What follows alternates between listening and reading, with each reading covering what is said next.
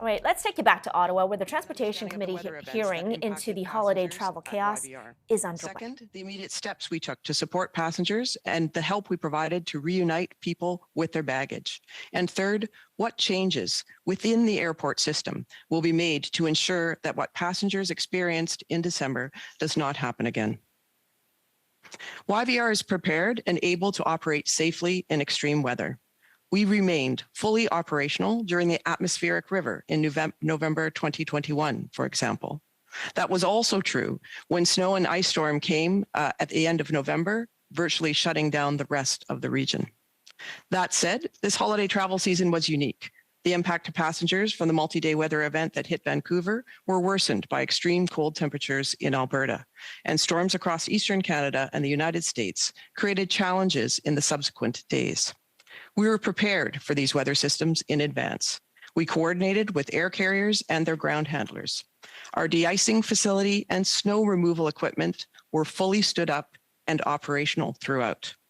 And we published a departure management plan, or a DMP, that would ensure efficient airport operations.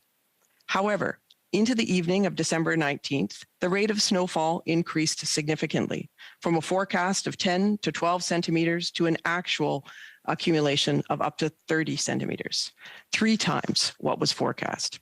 As CBC reported, our region received a year's worth of snow accumulation in just 12 hours, and those were a key 12 hours. That meant aircraft lost what's known as holdover time. That's the amount of time that flight safety guidelines say de-icing fluid remains effective and safe for takeoff. Aircraft that had been de-iced for takeoff were forced to turn back to the airport. Aircraft filled up the gates very quickly. It became difficult to move empty aircraft off gates to make way for arriving passengers. The accelerated snowfall continued into the early morning hours of December 20th.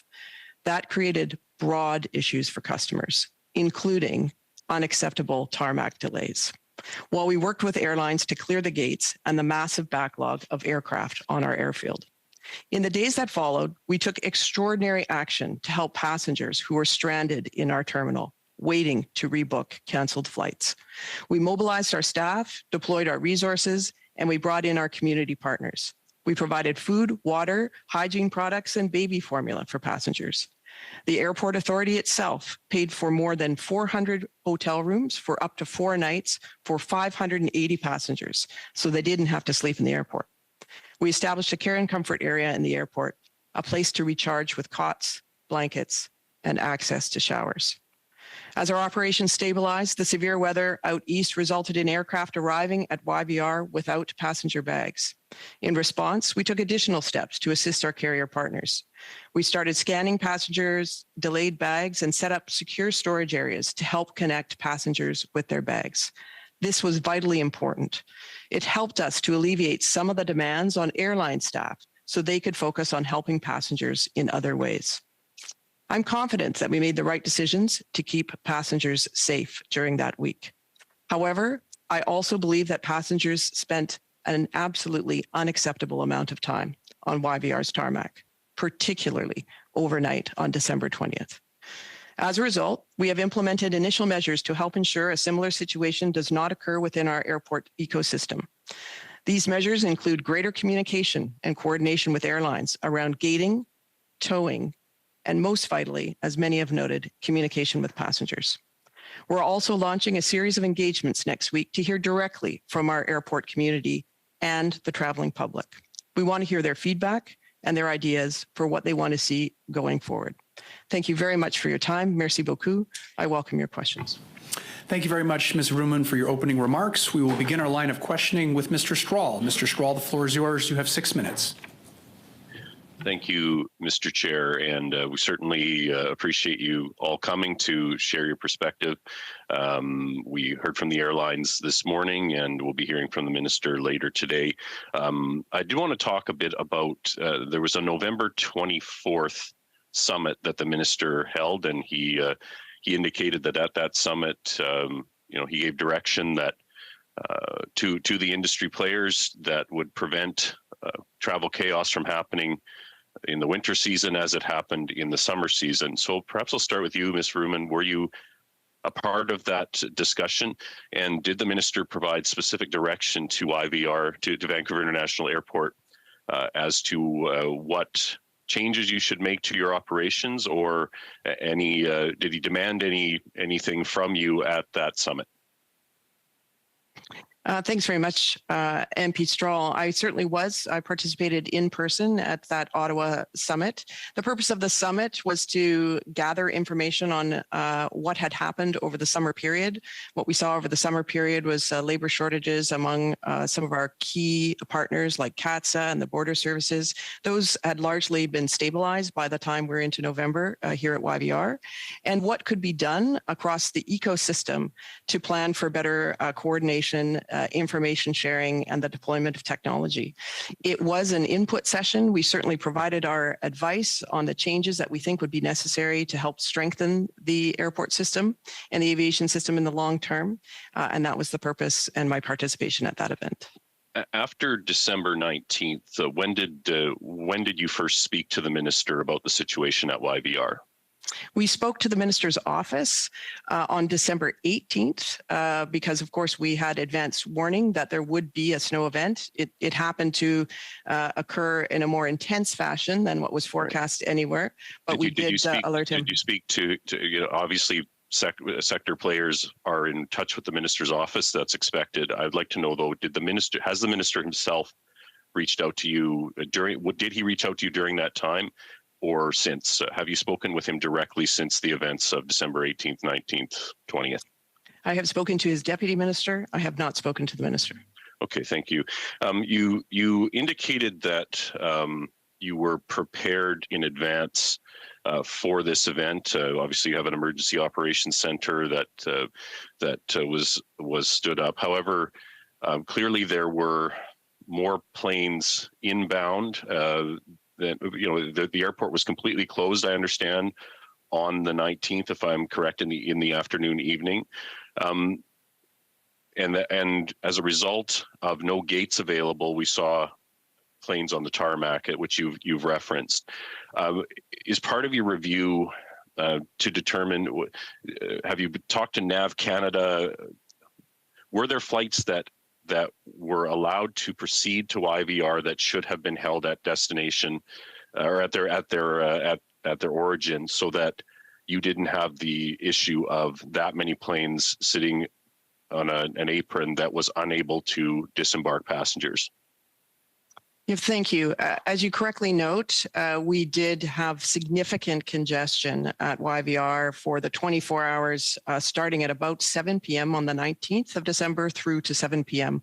On the 20th of December. And that was created, as I explained, because of the way the snow accumulated and the fact that we could not safely move the plane to takeoff position after they had been de-iced, and it created virtually a traffic jam. We did have something that's called the ground stop that you referred to. That means that we are preventing inbound aircraft from landing. We are in constant communication with the Navigation Authority and the tower, NAV Canada, in those situations when aircraft are already in flight and there is no ability to divert for other safety or weather reasons. We do permit arrival. We were operating under a demand management plan, which means we have a restricted schedule in the first place to allow for that flexibility. However, unfortunately, there was such a busy day, busiest week of travel in the past 3 years. There was certainly a large number of aircraft. And then the final, yeah. Well, go ahead. I just wanted to ask, I have limited time. Sure. Did you run out, there's talk of running out of de-icing fluid and running out of aviation fuel. Did either of those things happen? And if so, how did they happen given that, as we said, this was a bad winter storm, but it was a couple of days. So I guess I'm asking about your resiliency. Did you run out of fluid? And if so, why? And did you run out of aviation fuel? And if so, why? At no time did YVR run out of either de-icing fluid nor fuel. I think what happens is we're in constant communication with all airport partners, including carriers, and we did, because of the accumulation, use more de-icing fluid than we normally would. However, at no point did we run out of de-icing fluid or fuel. Okay. Mr. Chair, how much time do I have left? You have 30 seconds, Mr. Strahl. Ms. Flint, appreciate your testimony. I guess I have trouble understanding how Terminal 3's baggage system went down in the Canadian winter. It sounds to me like you didn't put your winter tires on and you're surprised that you got stuck in the snow. So how would sprinkler pipes freeze? How would Terminal 3's baggage facilities not be able to keep up with a Canadian winter? Does that not indicate a lack of planning, adequate planning for a winter event on Pearson's part? Thank you for the question. No, certainly not. We absolutely did extensive preparation for winter with our facilities. This was a very unique and complicated situation that involved the puncture of an aircraft baggage cart and a fuel leak that caused the doors to have to be open to vent the fumes from our workers. That was in response with our fire department. That coupled with just the unusual cold and a unique direction of wind actually into that baggage area, which is not something we usually experience, were these kind of very unusual events that began the trail of system failures that did result in something that we've never seen before with the freezing of those units. We have had temperatures that are far colder than that, and our system operates quite well. Again, our system was plagued for 2 days, but only 1 hour out of those 2 days was the system fully down in Terminal 3. Terminal 1 is a totally separate system and did not suffer these Thank issues. you very much, Ms. Flint, and thank you very much, Mr. Strahl. Next, we have Mr. Sorbero. Mr. Sorbero, the floor is yours. You have 6 minutes.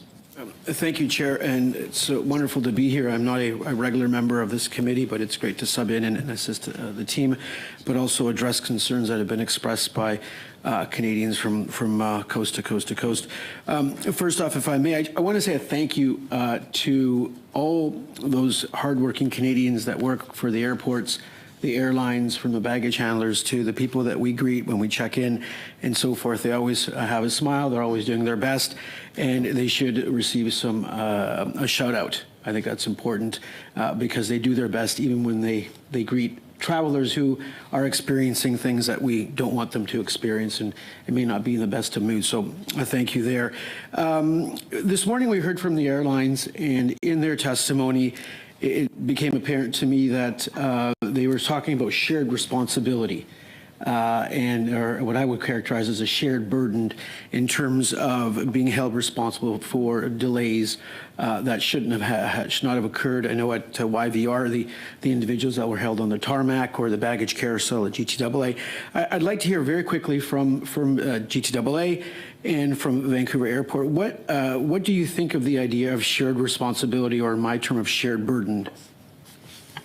Yes, thank you. So the airport and airline system in it, only the airline has a contract of carriage with the passenger. And the airline, in its risk management, has to put risk of their and planning around the risk that are inherent in the marketplace. They do so with the number of fleet, the number of crew. They consider the facilities. They consider all the processes that are involved in air travel. So that is uniquely and distinctly within the air carrier's realm. There are different levels of remedies in the current APPR that include, in some cases, the provision of flight. It's something that only the air carriers can do. We do know that the minister is looking into the APPR and the regulations, and we welcome that conversation and providing our input into that as well. But we do certainly support that there's more service level standards across the industry so that all the parties can work better together to plan on how to minimize these risks, whether they're day-to-day or, again, in these extreme events. Thank you, Ms. Flint. YVR, please. Thanks very much, and thanks for this shout out, MP Sorbero, to frontline staff. They certainly did exemplary work throughout that very difficult week. In addition to what my colleague Deborah said, I would say that For example, in our case, when we were talking about the tarmac delays, it is you might be surprised to know, for example, that the airports have no ability to tow aircraft or move aircraft. And we don't have towing equipment and we don't have the legal authority or insured authority to do so, even if we wish to. So it's a complex ecosystem that works in order to serve passengers safely and efficiently each and every day. At the airport authority, we would welcome the opportunity and discussion to increase the responsibility of airports for the coordination and movement of some of those kinds of functions. And of course, we would then be happy to share the accountability for providing that service to the level that Canadians expect. Thank you. My next question concerns, it's been alluded to in terms of staffing at the airports. We obviously went through the pandemic. There was obviously a decline in staffing levels, and now staffing levels are back up. But volumes have not returned to where they were pre-pandemic. So it's obviously concerning as we move forward that airports and airlines can handle increased passenger counts as we return to a normal, what I'd say, fully normal travel season and for expansive growth. How are the airports dealing with, or where are they in terms of staffing, and do there continue to be staffing shortages? First, go to the Montreal Airport, please. Peut-être une petite correction. Nous sommes déjà à des niveaux de small trafic correction. de pré-pandémie. We are already back at the levels of traffic that we had pre-pandemic. Sometimes we even go. We even have higher traffic than we did in 2019. I think I can speak on behalf of both my colleagues. In Montreal, we do have the appropriate amount of staff in order to serve the community, whether it's in luggages or luggage services or others. And we make sure with our partners that they have the required staff. With the government, we are in constant communication with them for luggage, and on our website we promote the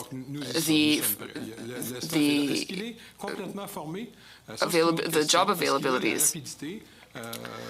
They want speed. With regards to speed and the level of execution, there is some work to be done still. Can you jump in on that question? Then I do want to ask a final question. I have about 30 seconds, so if you can be quick.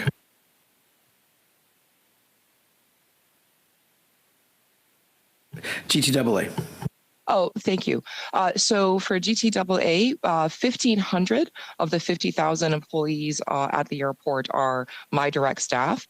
We are well staffed and have hired back over the course of the summer. What I think the issue is that staffing today and labor today is different than it was before the pandemic. Equivalent levels are not necessarily the best comparison.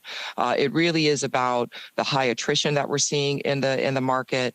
And I would like for the industry to, especially Canadian aviation industry, to be seen as one that is one for the future and one where promising careers and great jobs can be offered. And so, we want to see, teams come to the industry and, of course, remain. In the meanwhile, we must all work together to have more resilient plans that address newer staff in a very complex operating environment. Thank you very much, Ms. Flint and Mr. Sorbero. Next, we have Madame Vignola. Madame Vignola, la parole est à vous. Vous avez 6 minutes. Ms. Vignola for 6 minutes. Thank you. My questions are for the Aéroport de Montréal. Hello, Mr. Réville and Mr. Massé. Thank you to Ms. Flint and Ms. Vrooman as well. Ms. Vrooman said in her opening remarks that they had services offered to passengers in order to support them during the storm on December 23rd and 24th. Was the airport of Montreal able to provide such services, providing food, transportation to hotels, and so on? Last summer, more so. It was worse situation, and I was there. And I was there to set up beds, because we set up beds in our conference rooms. We give out food for children, diapers. We do all of that. I would not say that as part of our standard procedures, but yes, we do that in extreme cases. And yes, there are hotel rooms in extreme cases. Last summer there were none, or there were and they were too expensive. And in this case, when you collaborate with airline companies, is it who takes on the financial burden? We take on the financial burden in these extreme cases. It is quite exceptional. That's twice in the same year. That is indeed exceptional, but the financial burden is ours. Earlier I was talking about a passenger buying a flight, expecting a certain amount of safety. There are certain aspects of safety that are the responsibility of the airline, but others that fall upon the airport, and I would like to hear more about the safety that might be your responsibility with regards to the infrastructure.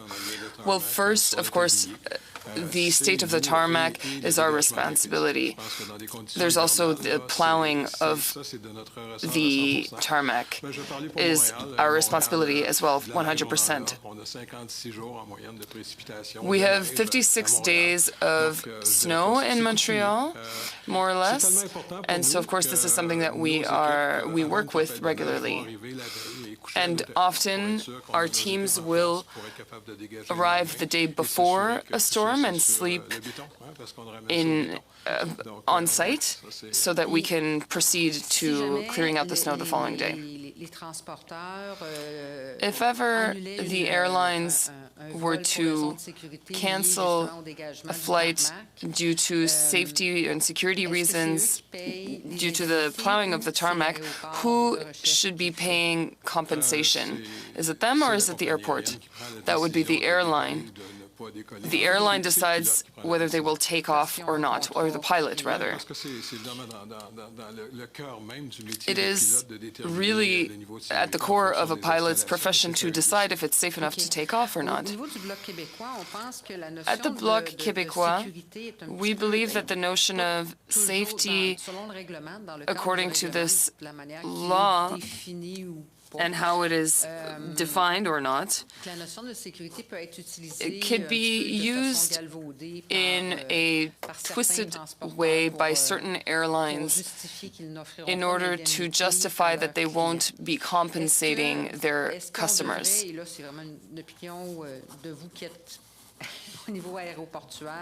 This is, of course, your opinion based on what you've seen, but do you think that we should move towards legislation that resembles that of the EU, where safety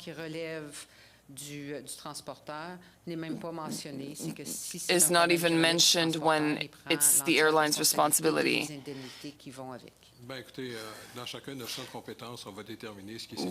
Each of us will determine what is safe for our passengers depending on what our capacities are.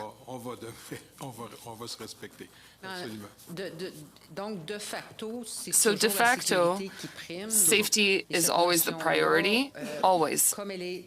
This notion is always present, and therefore should not be a reason to not compensate passengers. As soon as the word safety is said, then we don't question it. What I'm saying is that we should not always say that the safety is the priority. It's when we mention safety to say, oh yes, it's our fault, but we don't want to compensate. Does it not become an excuse then? Well, I would let the airline companies debate what they understand with regards to safety. I can only focus on what the airport does. But we cannot play with people's safety. I agree. Is the luggage your responsibility, or is it the airline's responsibility? Or is it shared? It is a shared responsibility. Putting the luggage in the aircraft is the company's responsibility, but it is our responsibility while it is still in the airport. Thank you very much. Mr. Bachrach, the floor is yours. You have 6 minutes. Thank you, Mr. Chair. I'd like to direct my questions to Ms. Vrooman from the Vancouver Airport Authority and add to the discussion around these challenging events. I believe it was around December 22nd, the evening in which we had one of the more alarming stories of the holiday season with passengers on board an Air Canada flight stuck on the airplane for over 11 hours and unable to deplane. Now, I've seen a communication from an individual that has worked in the airline industry, including in emergency response, and they say that it's their opinion that YVR should have implemented an emergency action plan to get the Air Canada passengers off that aircraft. Is an emergency action plan something that was discussed or considered at some point during those 11 hours? Thanks very much for the question. Throughout, starting on the 18th of December and going throughout the week to the 23rd and actually beyond to the 27th, we had full irregular operations and emergency operations plans stood up throughout. And on the specific issue of delays on the tarmac, of course, that was our #1 priority, was to be able to work with the airlines, with ground crews, to get those passengers safely off as soon as possible. As I mentioned earlier, that effort requires the coordination and the capability to tow aircraft. The Airport Authority does not have that authority, nor that capability, nor that responsibility. That is the responsibility of airlines. So we rely on airlines through their contracted ground handling crew to move aircraft off gates. And normally, of course, that works very well. They come onto a gate, they move off. You might also, in this case, we came to a ground stop and we had no gating capability, as was noted. You might wonder, though, why we didn't use air stairs. I've been asked several times, why we didn't have buses and air stairs available. We certainly stood up buses and air stair capabilities immediately. However, it was the opinion of our airside safety officer that due to the congested conditions on the airfield and the snow, that it was unsafe to have passengers depart. We evaluated that situation on an hourly basis until the conditions improved such that we could safely deplane people using air stairs, and then we did proceed to do that, thus clearing up the congestion. I totally agree. Unacceptable delays for that amount of time, which is why we've put the changes in place that will require aircraft to be on the gate only for a limited time and demonstrate to us that they have the towing capacity to remove those aircraft.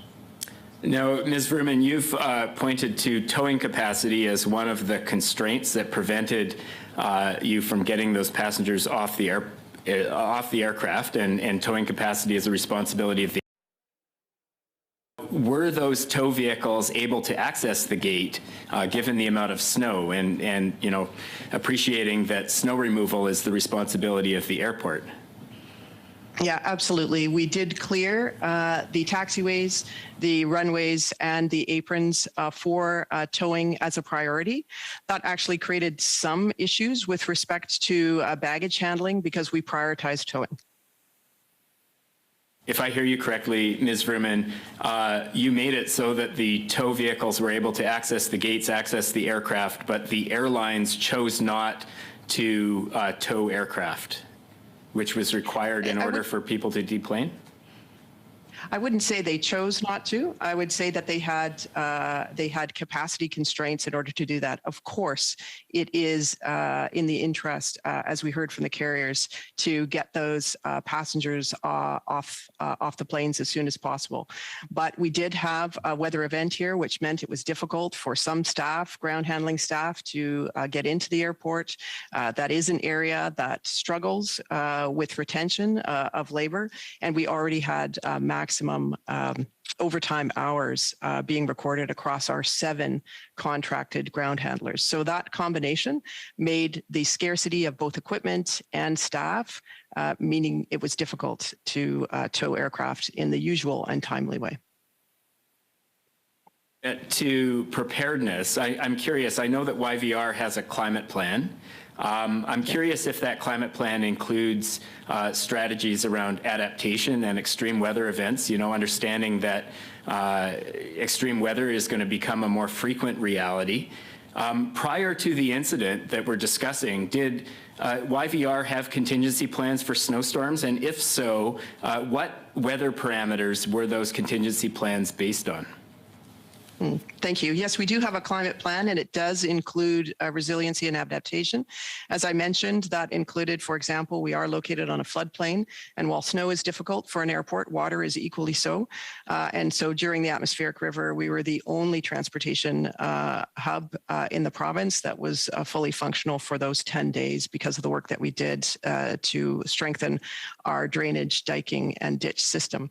When it comes to snow, we do plan for snow. We had a significant snow event which shut down our region on November 29th. The airport remained operational throughout, save for a brief period on the north runway when we had an EVA aircraft that was stopped for a short period of time. We do stress test against forecasts. We discuss those forecasts with our airport community, which includes carriers, which includes CATSA, CBSA, all of those that come together to support. Thank you very much, Ms. Vrooman. And thank you very much, Mr. Backer.